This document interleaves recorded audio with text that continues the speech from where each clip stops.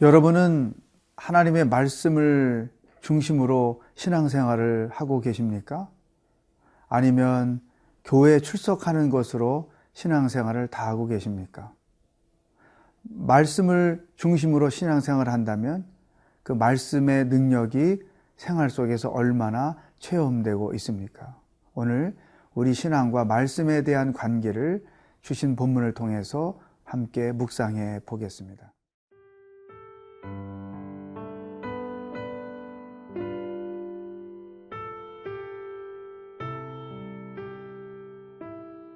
마태복음 13장 18절에서 30절 말씀입니다.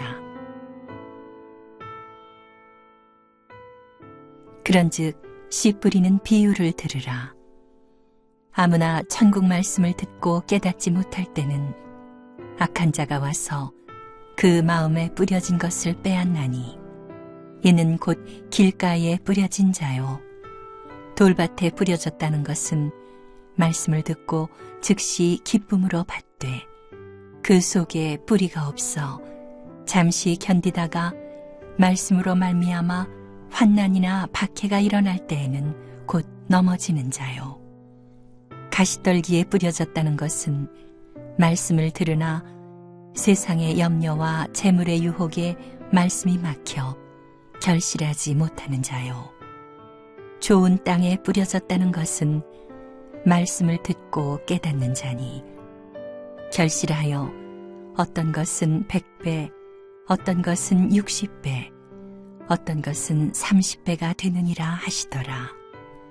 예수께서 그들 앞에 또 비유를 들어 이르시되 천국은 좋은 씨를 제 밭에 뿌린 사람과 같으니 사람들이 잘 때에 그 원수가 와서 곡식 가운데 가라지를 덧뿌리고 갔더니 싹이 나고 결실할 때에 가라지도 보이거늘 집주인의 종들이 와서 말하되 주여 밭에 좋은 씨를 뿌리지 아니하였나이까.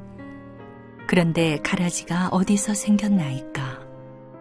주인이 이르되 원수가 이렇게 하였구나. 종들이 말하되 그러면 우리가 가서 이것을 뽑기를 원하시나이까. 주인이 이르되 가만두라. 가라지를 뽑다가 곡식까지 뽑을까 염려하노라. 둘 다 추수 때까지 함께 자라게 두라. 추수 때에 내가 추수꾼들에게 말하기를 가라지는 먼저 거두어 불사르게 단으로 묶고 곡식은 모아 내 곶간에 넣으라 하리라. 어제 예수님께서 4가지 밭을 설명해 주셨습니다. 분명히 제자들은 그 말씀의 의미가 무엇인지를 깨닫지 못했어요. 그래서 오늘 본문에서 예수님께서 그 씨 뿌리는 비유의 의미가 무엇인지를 하나씩 자세하게 설명해 주셨습니다. 근데 그 설명을 가만히 듣다 보면 나는 어떤 상태에서 믿음 생활을 하고 있는가, 내 삶에 하나님의 말씀은 어떤 능력을 행하고 계신가, 그것을 점검해 볼 수 있습니다. 제일 먼저 길가에 뿌려졌다. 새들이 와서 먹어버렸다. 이것은 어떤 상태였을까? 말씀을 들었는데 깨닫지 못하니까 악한 자들이 와서 그 말씀을 다 빼앗아 갔다. 여러분, 저는 요즘에 예배 때 이 모바일 폰을 가지고 있는 사람들을 종종 목격할 수 있습니다. 물론 이제 성경을 모바일 폰 안에 가지고 다녀서 예배 때 설교할 때 말씀을 읽을 때 모바일을 가지고 읽기도 해서 좋은 점도 있지만 이 모바일이 예배를 방해할 때가 참 많아요. 한 번은 이제 그 예배에 참석을 하러 가는데 뒷자리에서 앞자리로 걸어가는데 어느 목사님이 설교를 하고 계셨어요. 근데 제가 깜짝 놀란 게 여러 사람들이 설교를 듣고 있는 시간에 귀로는 설교를 들으면서 모바일을 켜놓고 무슨 검색이라든지 홈페이지를 보고 있다는 거죠. 저 혼자 굉장히 충격을 받았어요. 이런 경우 듣기는 듣지만 관심을 다른 데 두고 있었기 때문에 하나님의 말씀을 빼앗기는 거죠. 열매가 없을 수밖에 없죠. 이 모바일이 얼마나 예배를 방해하는 요소인지 모른다는 것이죠. 두 번째, 돌밭 뿌려진 사람은 말씀을 들을 때는 할렐루야 기뻐하며 받았지만 뿌리가 없으니까 어떤 환난이 고난이 다가올 때 쉽게 무너져 버리고 마는 거죠. 그 말씀을 다 빼앗겨 버리고 마는 것이죠. 이것은 어떤 경우인가 하면 말씀을 들어서 기뻤는데 내가 당한 상황과 너무 말씀이 다른 거예요.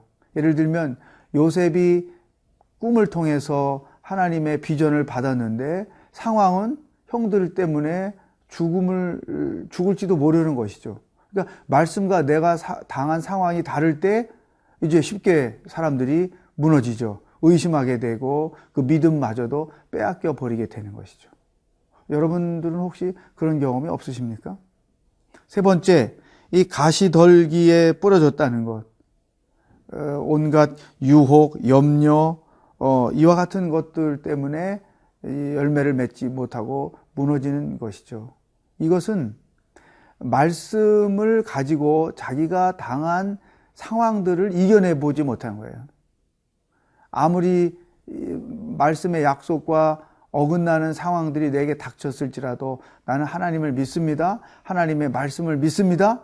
그래서 끝까지 그 말씀을 붙잡고 있을 때 결국 그 말씀이 상황을 이기고 말씀이 고난을 이기는 거죠. 그러면 열매를 맺어 갈 수 있는데 많은 경우 그 상황 앞에 무너지는 거죠. 예를 들면 이스라엘 백성들이 애굽에서 나왔지만 홍해바다 앞에 섰을 때 하나님의 약속은 어디 간지 모르고 하나님의 능력에 대한 믿음도 어디 간지 없어지고 그 상황 앞에만 얽매여서 모세를 향하여 원망하고 또 자기들이 이렇게 죽게 된 상황들에 대해서 불평을 하고 하는 것과 똑같은 것이죠. 그러니까 우리가요, 이 말씀이 무기라고 하는 것은 예수님이 세 가지 시험을 당하셨을 때 그 세 가지를 다 말씀으로 대적하시잖아요. 그러니까 그 내가 묵상해서 가지고 있는 그 말씀을 적용하는 거죠. 그런 상황들이 벌어질 때 그 말씀을 믿고 그 말씀으로 담대하게 견디고 이겨내야 상황을 이기고 유혹을 이기고 시험을 이길 수 있다는 거죠. 근데 오히려 말씀이 약하고 상황이 얽매이게 되고 그러니까 열매가 맺어질 수 없는 것이죠. 이 세 가지 경우 혹이나 내 신앙생활에는 길가나 돌밭이나 가시떨기와 같은 그런 상태가 없는지 한번 자신을 점검해 보시기를 바라겠습니다.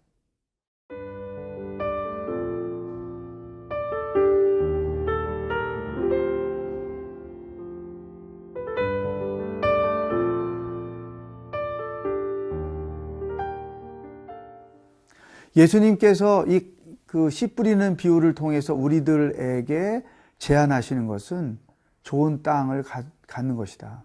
너의 마음이 좋은 땅이 됐으면 좋겠다. 그거예요. 그러면 이 좋은 땅이라는 게 뭘까요? 하나님의 말씀을 있는 그대로 믿고 있는 그대로 자기 삶에 적용하는 것입니다. 이해 안 될 상황들이 참 많지요. 성경 안에서도 보면 성경의 위대한 사람들이 위대한 이유는 약속과 현실이 다르지만 그 상황 속에서 하나님의 말씀을 더 약속으로 붙잡고 있었던 것이죠. 예를 들어 아브라함이 그 믿음의 조상이 될 거다. 하늘의 별과 땅의 바다의 모래처럼 너의 후손들이 많아질 것이다. 이런 약속과 한 명의 아이도 없는 상태로 십수년을 보내는 것은 너무나 다르잖아요. 상황이 더 큰 거죠. 불가능한 상황이. 그렇지만 아브라함은 하나님의 약속을 믿고 기다린 것이죠. 결국에는 믿음의 조상이 되고 우리들까지도 다 아브라함의 후손이 되는 놀라운 일들이 실현된 것을 알지 않습니까? 요셉도 마찬가지죠. 하나님이 주신 약속을 그가 수차례 걸쳐서 약속과 다른 불가능한 상황을 직면했지만 끝까지 그 약속을 믿음으로 결국은 총리가 돼서 30배, 60배, 100배 열매를 맺었잖아요. 이것처럼 우리가 좋은 땅이 되려면 말씀을 있는 그대로 믿고 말씀을 끝까지 붙잡아서 결국에는 그 말씀이 자기 삶에서 실현되는 데까지 가야 그게 좋은 땅이 되는 것이고 30배, 60배, 100배 결실을 맺을 수 있는 것이죠. 믿음 생활은 씨 뿌림과 정말 똑같은 거예요. 씨가 뿌려졌다고 금방 열매가 커져서 거두는 게 아니잖아요. 비바람을 견뎌야 되고 또 때로는 그 가뭄을 견뎌야 되고 그 온갖 그 순환들을 감내해냈기 때문에 가을에 추수를 할 수 있는 것처럼 믿음 생활도 예수 믿었다고 평탄한 게 아니죠. 오히려 안 믿는 사람들보다 더 어려운 길들을 갈 수밖에 없죠. 그렇지만 그런 상황 속에서도 끝까지 약속의 말씀을 붙잡고 나아갈 때 결국에는 그 말씀이 능력이 되고 그 말씀이 내 삶을 새롭게 하고 나를 변화시키고 따라서 100배의 결실을 맺게 된다는 것이죠. 여러분들의 마음밭이, 여러분의 삶의 스타일이 이러한 좋은 땅이 될 수 있기를 다시 한번 권면을 합니다. 그러면서 예수님께서 알곡과 가라지의 비유를 들어서 오늘 본문을 마무리하셨어요.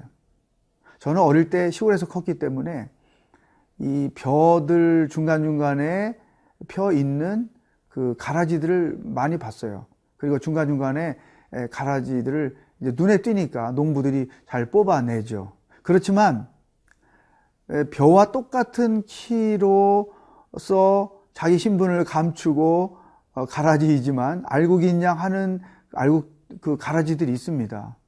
이 가라지들은 탈곡할 벼를 베어서 탈곡할 때까지는 이제 건드리지 않죠. 눈에 띄는 더 키 큰 것들만 빼어나죠. 나중에 보면 이제 그 벼를 베고 났을 때 베는 과정에 가라지가 인식되기 때문에 하나씩 빼내고 이제 알곡만 걷어내는 그런 경험을 어려서 많이 했죠. 주님 말씀해 보니까 알곡과 가라지는 끝에 가서 보면 안다. 가라지이지만 알곡인 척 하는 사람들이 얼마나 많아요. 마치 건강한 교회에 들어온 이단들이 자기들도 건강한 교인처럼 행동하다가 뭐 1년, 2년, 3년 자기들이 목적한 시간이 되면 본색을 드러내서 밝히는 것이 있잖아요. 그것처럼 알곡과 가라지는 끝에 가봐야 안다. 또 저 사람이 훌륭한 사람인지 아닌지 좋은 사람이 아닌지는 끝에 가보면 안다. 믿을 만한 사람인지는 함께 일해서 시간을 지내보면 안다. 반드시 판명되게 되어 있고 알곡은 알곡으로 가라지는 가지로서 불쏘시개가 되는 때가 반드시 올 것이다. 그러므로 중요한 것은 나는 가라지가 아니고 알곡으로서 이 땅을 살아야 된다. 예수 믿고 구원받고 하나님 사랑할 줄 알고 교회 사랑할 줄 알고 그래서 교회를 섬길 줄 알고 이웃을 사랑할 줄 아는 신실한 크리스찬으로서 사는 게 알곡이다. 나는 여러분들이 모두 알곡 크리스찬이 될 수 있기를 주의 이름으로 축복합니다. 기도하겠습니다. 하나님, 말씀으로 상황을 이기고 말씀으로 시험을 이기고 말씀으로 고난을 이겨내서 결국은 우리 삶에 30배, 60배, 100배의 결실을 맺는 성숙한 신앙인으로 남은 인생을 살아갈 수 있도록 인도하여 주시옵소서. 오늘도 함께 동행하실 주님을 기대하며 예수님의 이름으로 기도하옵나이다. 아멘.